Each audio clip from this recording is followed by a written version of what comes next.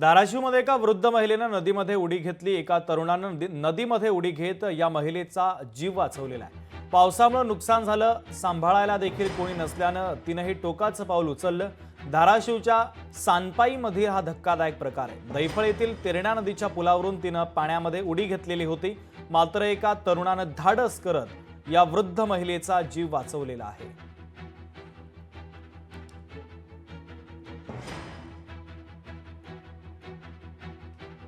आमच्या इथं एक म्हातारी राहते, तिचं नाव बागुबाई वाघमारे असं आहे। ती बाबळगावची राहायला होती। इथं आपल्या इथं 30-35 वर्षापासून जवळजवळ राहते। आम्ही तिला मदत वगैरे करतो असं, पण पाण्यामुळं ह्याच्यामुळं जरा थोडं नुकसान होऊन सगळं ज्या अन्नाचं ही घोटाळा झाल्यामुळं तेव्हा म्हातारीनं नदीत उडी टाकली होती। तिला वाचवलं त्या दैफळच्या काही किंवा त्या इंग्लिश स्कूलच्या ड्रायव्हरनी। शासनानं काय त्यांना मदत करावी अशी।